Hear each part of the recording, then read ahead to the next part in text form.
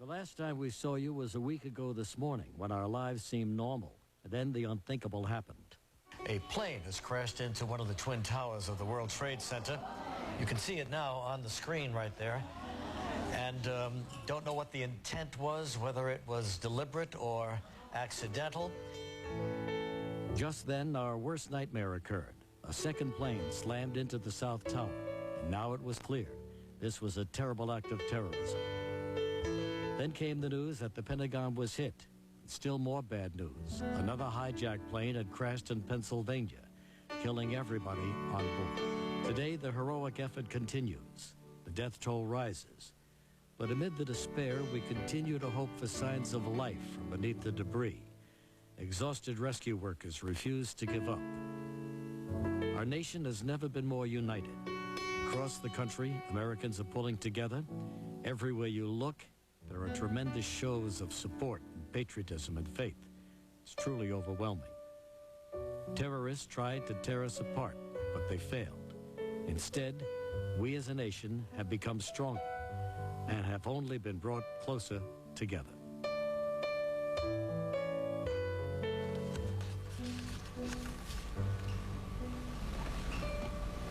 Hi, everybody. It's Tuesday, September 18th, 2001. It seems like a year ago that we were with you, but it's only been a week, and what a week it's been. And incidentally, today is the beginning of the Jewish New Year, 5762. We wish everyone a Happy New Year, or Shana Tova. I hope I got that right. Very good. So, good morning, Miss Kelly. Haven't seen you in a while. I know. Hasn't it been something? I'm so glad to see you. Nice to see you. I am so glad to see everyone. Every day now, I have a renewed appreciation of life, for humanity, and for life, and I am so thankful that we live in this great country. I am so proudly American. I am so proud of... A lot of people feel that way. Sometimes, unfortunately, it takes something like this catastrophe to drive it all home to us, what we really are all about and what we should be thankful for. Yes.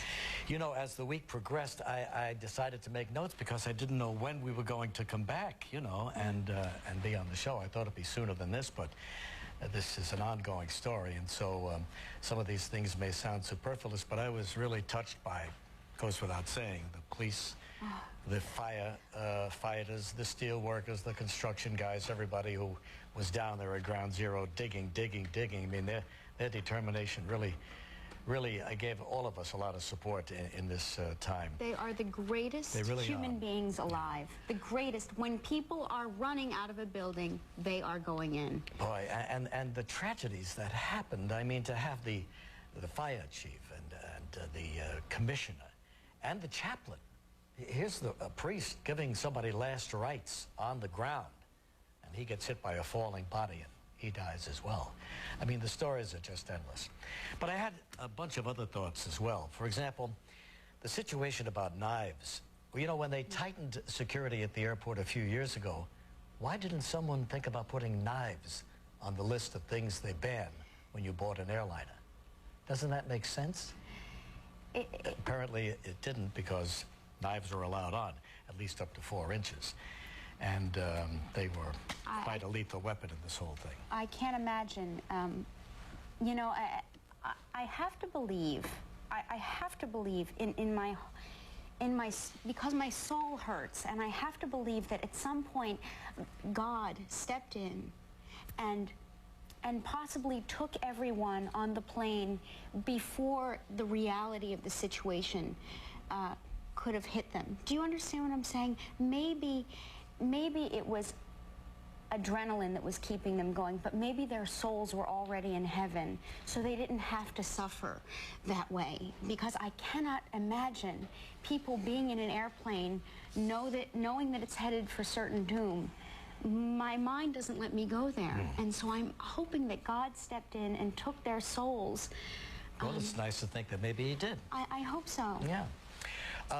Cell phones. You know, I don't own a cell phone. I just learned how to work one a couple of weeks ago. Everybody in the world has got one, but cell phones came into their own in this story.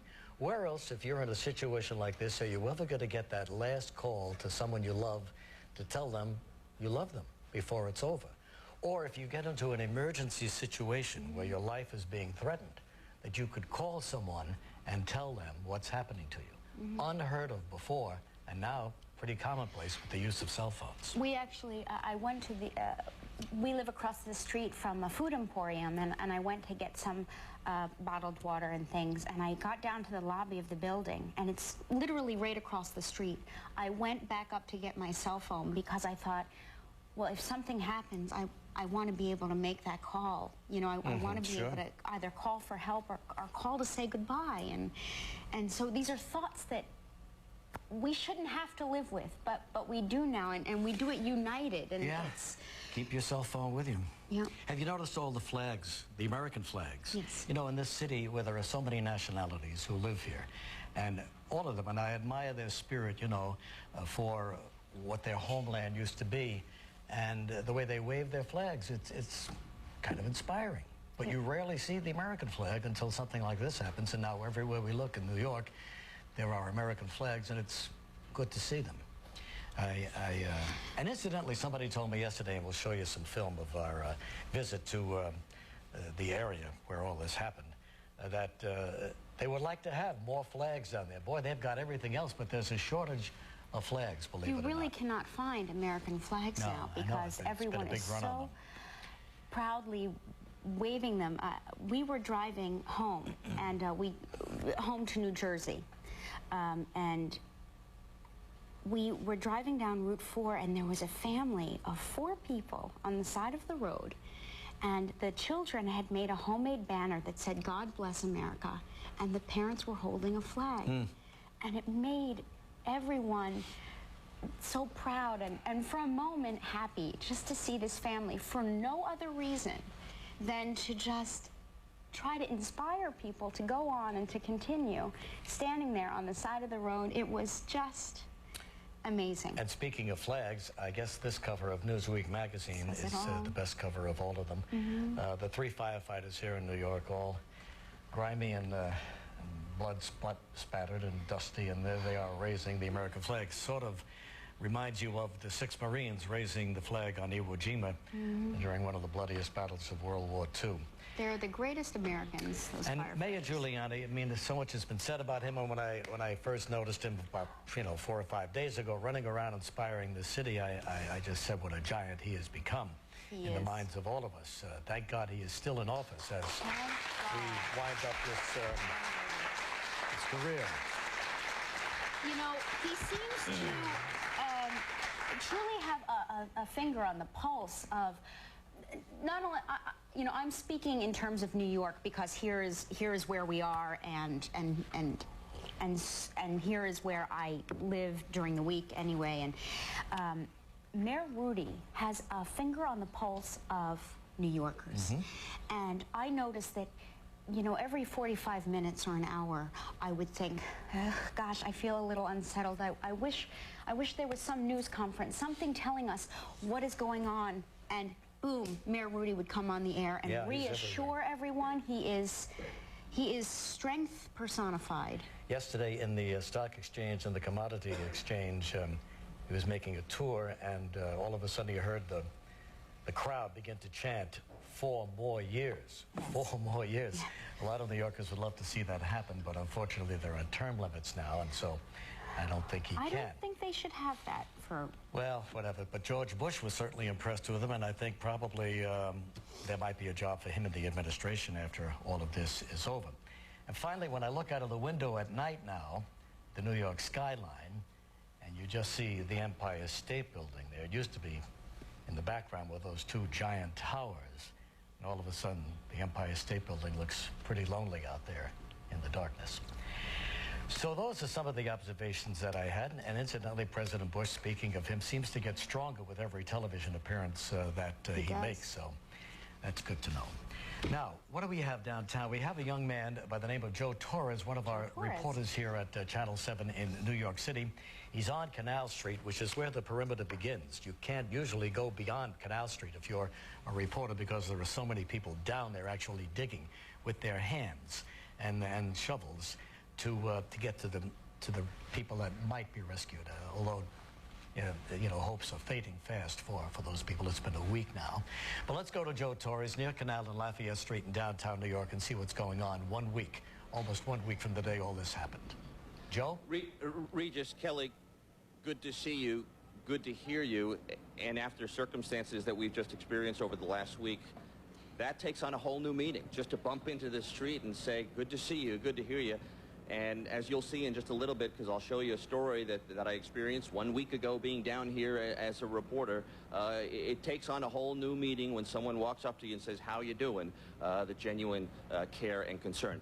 We thought we'd be able to take you to Wall Street this morning, but as you can imagine, with the tight security from the police and the military police and the National Guard, they're watching everyone who gets into the restricted area of Lower Manhattan. So as far as we can get was Canal Street and Lafayette here. And you can see life goes on in this portion of Lower Manhattan. This is the heart of Chinatown for those of you watching from out of town. And I would talk to some of the people here to find out how they're doing. But as you might understand, there's a little bit of a language barrier. The traffic, obviously, much lighter than what you would expect. Canal Street is a major thoroughfare that gets you from one side of town to the other. A lot less traffic. And you know what?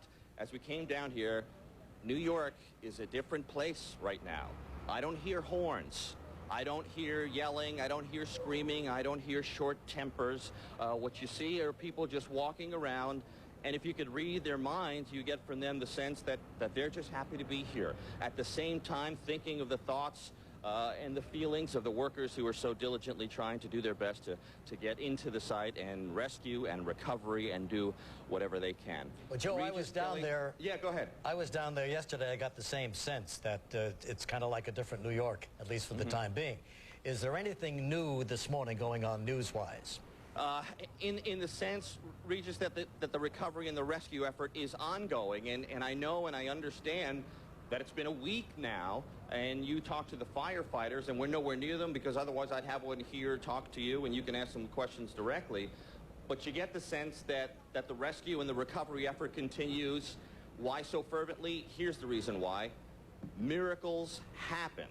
And with that in mind, you move forward with every sense of passion, with every sense of speed that you can, because a miracle could exist. And who knows, you may come across someone that is still hopefully alive. That's absolutely right. That's why they continue to dig. Now, Joe, you have been there for, well, since the beginning of this story. As a matter of fact, you yourself had rather a close call, didn't you? Had a very close call, Regis. We were, you know, a lot of people forget, last Tuesday was Election Day in New York City. We were going to the polls to vote who would be the next mayor. So all the reporters at Channel 7 and all the stations throughout the city came to work in their red, white, and blue, ready for a long day to cover the election. And there on the assignment desk shortly before 9 o'clock, we heard, we saw, as you showed at the beginning, what happened. As a reporter, I grabbed my gear, I grabbed a cameraman. We came down and got here relatively quickly behind some police officers hurrying to the scene. Regis, Kelly, you know that as reporters, to document the story, we try and get as close as possible. And we can tell you, we got a little bit too close. Watch now, photographer Glenn Mayrose and I experiencing something that we won't soon forget. Let's go! Let's go! Underground! I'm with you! Go! Teresa, come on! Come on, Teresa!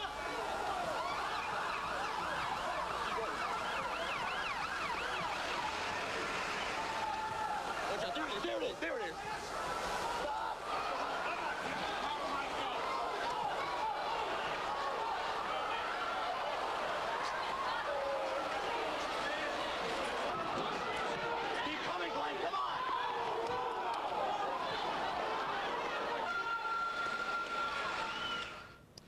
It makes your hairs stand up on end and you get goosebumps. Let me just set the scene for you. Glenn and I were a block or two away.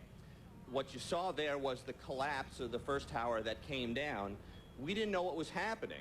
No one in their right mind certainly would have thought that the building was going to come tumbling down, and what we sensed underground was rumbling, getting louder and louder and louder and louder. And a police officer next to me dug her nails into my arm and said, "Joe, what is it? What is it? What is it?" I said, I don't know. We backed up against a wall because thought that would be the safest place. And one of the officers, FBI agent, Secret Service, said, underground, underground. And we thought that something was going to explode underground. We ran up Church Street, 5, 6 blocks, Glenn just lugging his gear, exhausted. And the officers are jumping on the back of ambulances, of cars, of whatever you can get to get out of there so quickly. And I can tell you the fear of the unknown is what gripped us the most. We thought that the ground was going to explode below our feet. And I'm running up the street saying, dear Lord, please, please don't let this happen. We got 5, 6 blocks away, extremely thankful, but at the same time almost guilty to be thankful because you're thinking of the thousands of other people who are still behind you. Made it, and you talked about the cell phones, spent the next hour or two trying to let our colleagues there know at Channel 7 that we were okay. Yeah. Just, we couldn't get through on the phone. I couldn't get through to my wife. My cameraman couldn't get through to his family. The longest hour or two for our relatives, for our friends, for our loved ones who didn't hear from us. And when we finally got through, you can imagine the burst of tears, the emotions. Sure. Joe, it's amazing that Glenn had the presence of mind to turn around and get a clear shot of that cloud of dust just coming up the street at you. It's amazing. Yes. You know, Kelly, there comes a point where you stop being a reporter and a cameraman and you start being a human being. Mm-hmm. and that point was right away as soon as we knew something was terribly wrong. And Glenn, get out of here, run. And as soon as we were able to outrun the cloud, which is mushrooming behind us, I said to him, you know, are you okay? You think you're all right? Yes. Okay, at that point, turn around, get a shot of that cloud, and it's like a movie, you know, Die Hard is what the movie I often hear, where the cloud is literally coming at you. Yeah. And I said, Glenn, just hold the shot, because people are going to be running out of that cloud. And that will be the memory, that will be the experience, and if you can document it, you know, people can know and say their prayers because they're watching it. Well, we'll never forget that one, and I'm sure you won't either, and so many reporters and other people on that on the scene will never forget that as well. Thank you, Joe, very much for the update. Well, today we're going to have a special edition of Live. I'm going to visit Ground Zero, what they call Ground Zero, or get as close to it as I could. And then we're going to learn how to talk to your kids about dealing with terrorist attacks and crisis of this magnitude with Dr. Harold Koplowitz. And we'll get a reporter's view of the past week's events from WABC reporter N.J. Burkett. And Iyanla Van Zant will be here. She's going to talk about the 7 stages of grief, and she's a very inspirational person, so hopefully she'll be able to maybe pull us up. So much has been written about this story that I want to read one other column to you.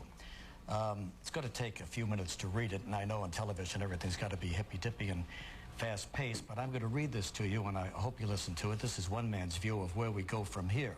This was written by Leonard Pitts. This is out of the Miami Herald. This is a syndicated column, but I think he sums up where we are at this particular point in our lives. I heard this on WABC radio first. Richard Bay had it and read it beautifully. You monster, you beast, you unspeakable murderer. What lesson did you hope to teach us by your coward's attack on our World Trade Center? Our Pentagon, us, who? What was it you hoped we would learn? Whatever it was, please know that you failed. Did you want us to respect your cause? You just damned your cause. Did you want us to fear? You just steeled our resolve. Did you want to tear us apart? You just brought us together. Let me tell you a few things about my people. We are a vast and quarrelsome family, a family rent by racial, social, political, and class division, but a family nonetheless. We're frivolous, yet capable of expending tremendous editorial, emotional energy on pop culture minutiae. A singer's revealing dress, a ball team's misfortune, a cartoon mouse. We're wealthy, too, spoiled by what is readily available of trinkets and material goods. And maybe because of that, we walk through life with a certain sense of life entitlement. We are fundamentally decent, though, peace-loving and compassionate. We struggle to know the right thing and to do it. And we are, the overwhelming majority of us, people of faith, believers in a just and loving God. Some people, you perhaps, think all of that makes us weak. You're mistaken. We are not weak. Indeed, we are strong in the ways that cannot be measured by arsenals. Yes, we're in pain now. We are in mourning, and we are in shock, and we are still grappling with the unreality of the awful thing you did, still working to make ourselves understand that this isn't a special effect from some Hollywood blockbuster. The worst acts of terrorism in the history of the United States and probably the history of the world. You bloodied us as we had never been bloodied before. But there's a gulf of difference between making us bloody and making us fall. When roused, we are righteous in our outrage, terrible in our force. When provoked by this level of barbarism, we will bear any suffering, pay any cost, go to any length in the pursuit of justice. I tell you this without fear of contradiction. I know my people, and it causes me to tremble with the dread of the future. In the days to come, there'll be a recrimination, an accusation, fingers pointing, to determine whose failure allowed this to happen and what can be done to prevent it from happening again. There will be heightened security, misguided talk of revoking basic freedoms. We'll go forward from this moment sobered, chastened, and sad, but determined, unimaginably determined. You see, the steel in us isn't always readily apparent. The aspect of our character is seldom understood by the people who don't know us well. On this day, the family's bickering is put on hold. As Americans, we will weep. As Americans, we will mourn. As Americans, we will rise in defense of all that we cherish. So I ask again, what was it you hoped to teach us? It occurs to me that maybe you just wanted us to know the depths of your hatred. If that's the case, consider the message received and take this message in exchange. You don't know my people. You don't know what we're capable of. You don't know what you just started, what you're about to learn. That's from Leonard Pitts, syndicated columnist, Miami Herald. Wonderful way of summing up where we stand right now and where we go in the future. We'll be right back in a moment. Your voice is only the sounds of freedom. No longer lend your strength to. Still ahead on Live, advice on how to talk with your children. Talk show host Iyanla Van Zandt, WABC TV reporter N.J. Burkett gives us a reporter's view of what happened. And coming up next, Regis gives us a first-hand look at Ground Zero. Heard your anguish.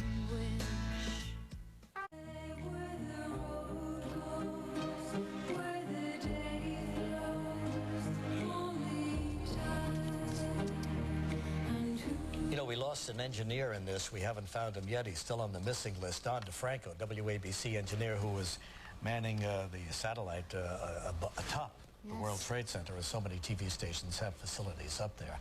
Don DeFranco is still missing. We miss him very much and are praying that somehow he returns to us. A lot of people are donating things, and frankly, there's more than they could handle there. So let me tell you, if you'd like to make a donation, well, you can call the New York State World Trade Center Relief Fund. It's 800-801-8092. 800-801-8092. Or you can simply mail a check to the New York State World Trade Center Relief Fund, Post Office Box 5028, Albany, New York, 12205. That's the best way, I suppose, to help if you'd like to help. Yesterday we went to what they call Ground Zero. Couldn't exactly get to Ground Zero, but got close enough to get a sense of what's going on down there, to thank all the people who are helping us out during this tragedy. Here's a look at some of the people I met and some of the things I saw yesterday afternoon.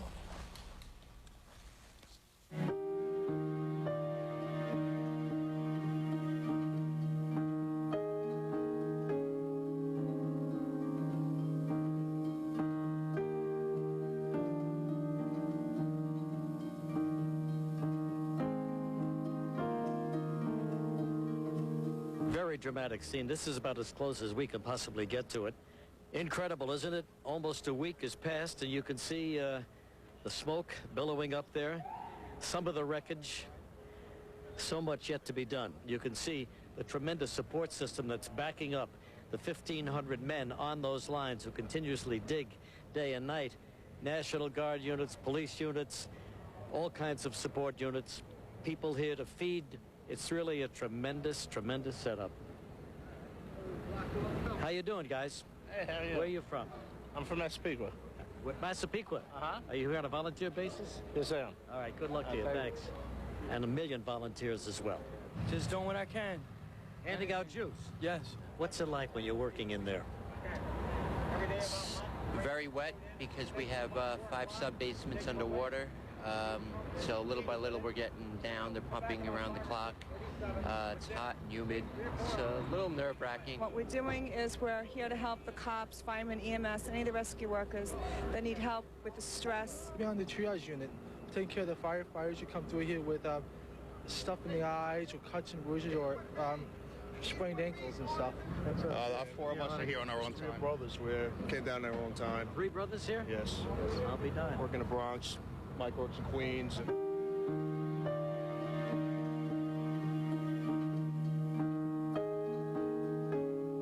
We're at the corner of this vacant lot at the Western Canal Street intersection, and you can see the makeshift signs that you've heard so much about. Candles that are, in some cases, still burning. Simple signs, profound signs, signs of love, flowers, somebody's old toy, and it just continues right up the wall here. People who have just come here to express their feelings and how sorry they are about what has happened. It's quite touching. I've been in Vietnam, and I've never seen anything like this. You've been here every day? Every day since Tuesday afternoon. Con Ed working around the clock, huh? Yeah, we sure are. Trying to get it back to normal. Show them that we bend a little, but we're not going to break. There's no way. Thanks. Almost looks like a street bazaar, but these are the things that have poured in here to New York City. Eye wash, down to socks, different medications. Again, more socks over here. See what this is. Little foodstuffs, candy, everything that they could possibly want. Believe me, everybody's so grateful to all of the people who donated and volunteered their services for this disaster. God bless America. We'll get through it. We bend a little, but we're not going to break. There's no way.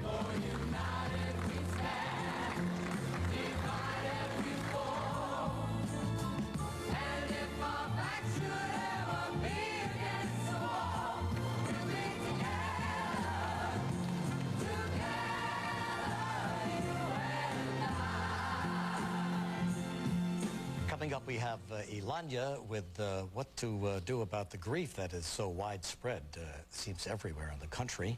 And also a doctor who will tell you how to tell your children. Now, I guess your little guy's a little too young for that, or is he asking? He is not. He knows all about it and is...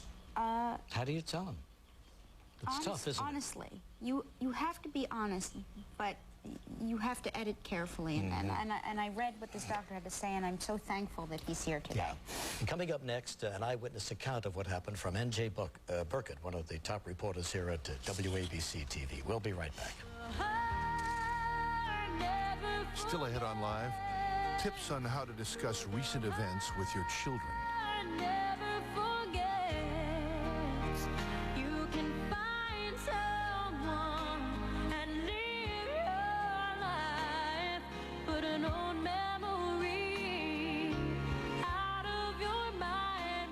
Some members.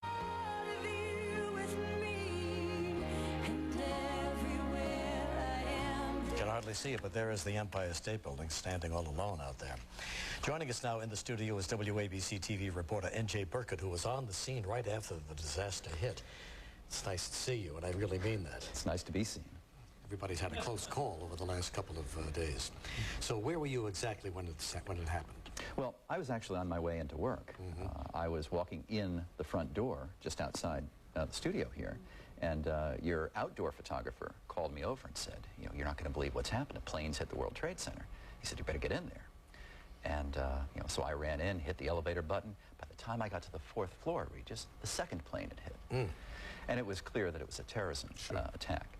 So I grabbed the first cameraman I could, jumped in a truck, and we just careened through the streets of Manhattan, some 75 blocks to the base of the World Trade Center. We got to within 1 block of the towers. And hose lines running everywhere, firemen running everywhere. It was chaos. An absolute disaster scene. Debris was falling down the side of the building, so we knew we couldn't get that close. Both towers still standing? Yeah, and that's the most amazing thing. You know, we went around to the side of the Trade Center. Stuff was coming down the sides, very close to the side of the building. But we felt we were safe if we stood across the street. So we were on the West Side Highway, standing across the street, and there was a group of firemen who were there in a staging area. And it was amazing. We stood there and looked up, and we really believed that for the next several hours it was going to be the towering inferno. Nobody expected the buildings to come down. And I taped this on-camera thing and at the staging area. And, you know, I explained to the cameraman, here's what I want you to do. Have me here, and then as I talk, pan up to the building. And here's what we taped. Happened. This is as close as we can get to the base of the World Trade Center. You can see the firemen assembled here, the police officers, FBI agents, and you can see the two towers. A huge explosion now raining debris on all of us. We better get out of the way! That was the door. Your voice is something I will never forget. We were watching live at home by then, and when I heard you say, get out of the way, it was in your voice that I thought, he's not going to get out of there. There's no way. And there was a door that we ran into in the World Financial Center. Across the street, it seems. Well, it was right next to us, actually. Right next to us. We ran into that door. Marty Glembotsky, the photographer, and I just ran for that door. And you know, this is what haunts me. What if there were no door? What if it was a fence? What if the door were locked? We wouldn't have gotten out of there. And not only that, what if the building had fallen over on its side? I'm haunted by that, too. So once you're inside... Once we're inside, that's right. It comes down. We kept running through the building because we felt the building was fortified, but it might come down, too. So we ran out the back, and of course, debris is flying everywhere. And I ran for another block, and we found a woman to interview, and we interviewed a woman who described the scene of having seen both planes hit the towers. And then moments after we finished that interview, paramedics came running over to me, and they knew me from TV, and they said, NJ, you know, look, it's not worth it. You've got to get out of here. And I said, well, what's going on now? And they said, the other tower is leaning, and it's about to come down. Moments after he told me, here's what happened. Oh, my God, there it goes!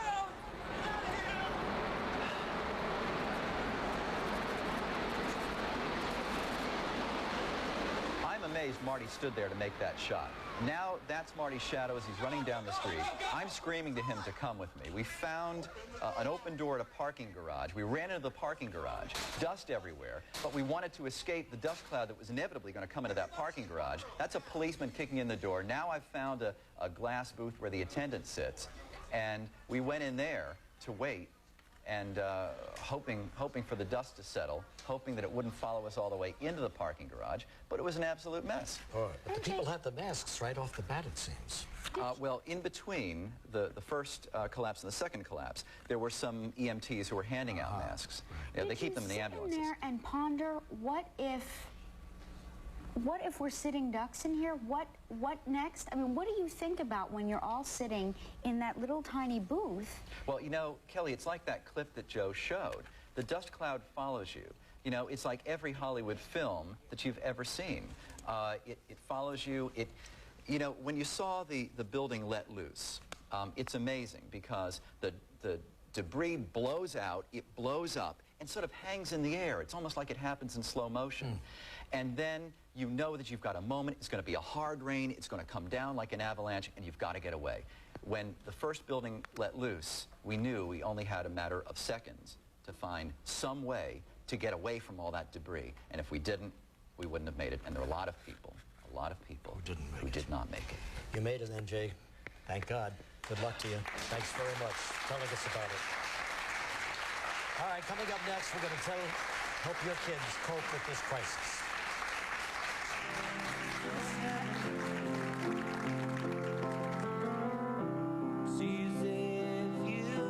Still ahead on Live, advice for coping with crisis from talk show host Iyanla Vanzant.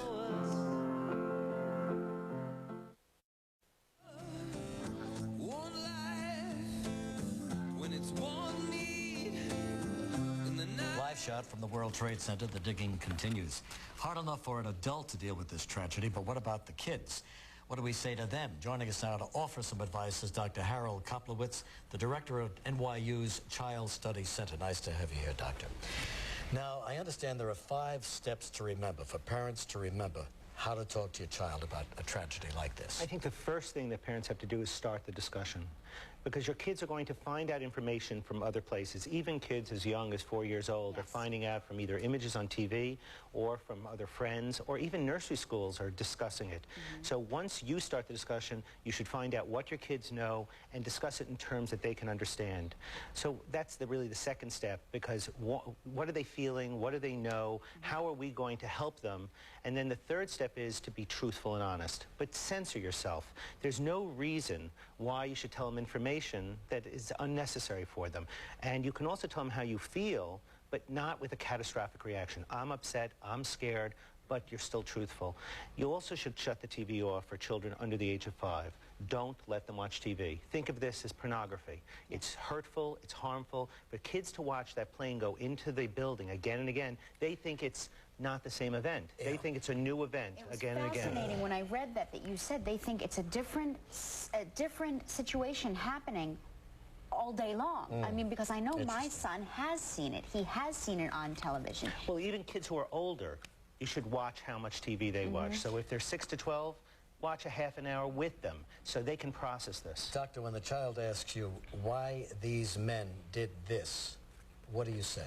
It depends on how young, but if we're talking about a 4 or 5-year-old, you talk about bad people, bad, evil people who have done something because it was insane hatred. They hated us so much, they don't know us, but they hated us, and now our government is going to get them. We're the good guys, and we're going to get them. And more importantly, kids are concerned about their safety. Our airlines are going to be safer.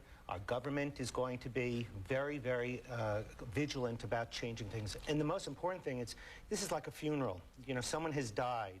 It's time to get back on with normalcy. It's never going to feel exactly the same, but it's time for us to move on. It's time to have normal TV programming. It's time for kids to go back to school. It's time to also have kids laugh a little bit, to go to the movies, to go to a restaurant, to play with their friends. I like the idea of being positive about some of the things that are happening because of this tragedy, you know. And you have to tell them we trust our government. That no matter if they're a teenager or they're a middle school child, the point is we have a democracy, it works, and we trust our government, and it's going to help take care of us. And then you help kids do something that they might be able to do, a bake sale. They might get T-shirts for their fire department. Get them involved. They might wear a friendship bracelet of red, white, and blue to remember the people who passed. I understand you've got a great website at NYU. Folks can tune in. Sure. It's called aboutourkids.org. It changes every day. It's telling parents how to help kids, not only with this World Trade Center disaster, but also with other things that they get faced with in the difficulties of parenting. Thank you very much, Dr. Kopowitz. Thank you, Doctor. Thank you so much. We'll be back with the Yanla next. Talk about how to overcome grief. Next on Live, advice from talk show host Yanla Van Zandt. Joining us now is talk show host and author Yanla Van Zandt, here to help us sort out our feelings of grief, which seem to be prevalent all over the country, not just here in New York. Yeah. So the first thing I want to say to you and Kelly and the audience is take a breath. Let it go. Really allow yourself to breathe and put yourself back in balance, because most of us are moving through one or all of the 7 stages of grieving at once. First stage is shock and disbelief, where we just still are saying, I can't believe this. The next stage is denial. Those are the people who are walking around trying to figure out why everybody's upset.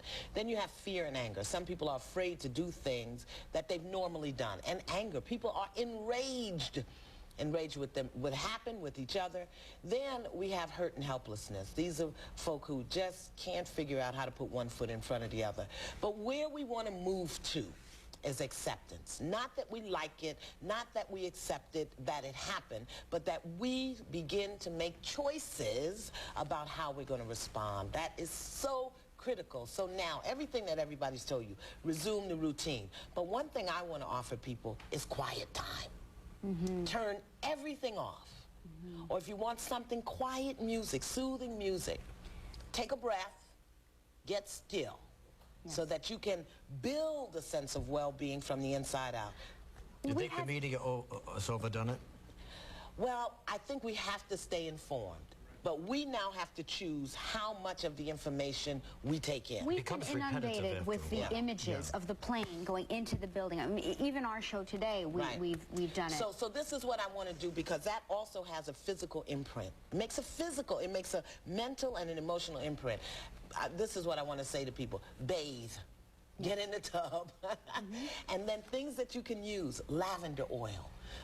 Lavender room spray. Roses. Buy some roses and look at them. I mean, we'd be surprised how images really help to soothe our soul.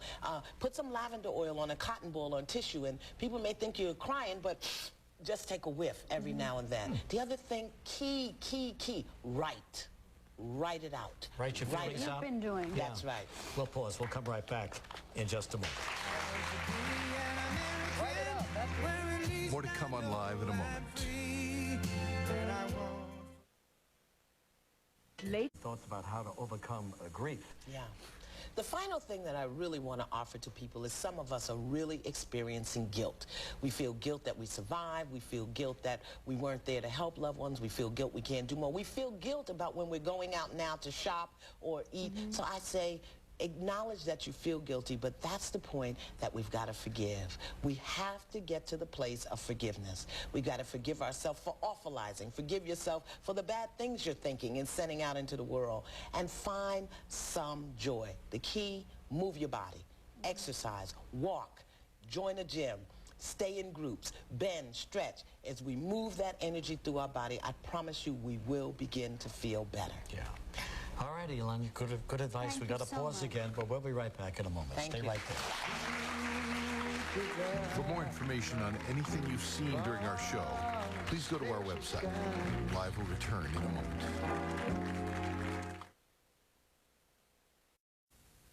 Iyanla, thank you very much for joining us, and good luck with your show. Now, tomorrow we'll try to get back to a regular show, but before we do, let's take a look for the last time at some of the images of the past week. Have a good day, everybody, and we'll see you tomorrow. Bye-bye. It's so hard to say goodbye to yesterday.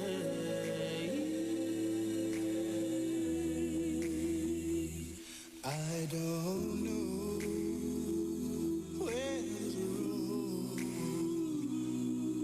is going to lead. All I know is where we've been and what we've been through. If we get to see tomorrow, I hope it's worth all the rain. It's so hard to say goodbye to yesterday.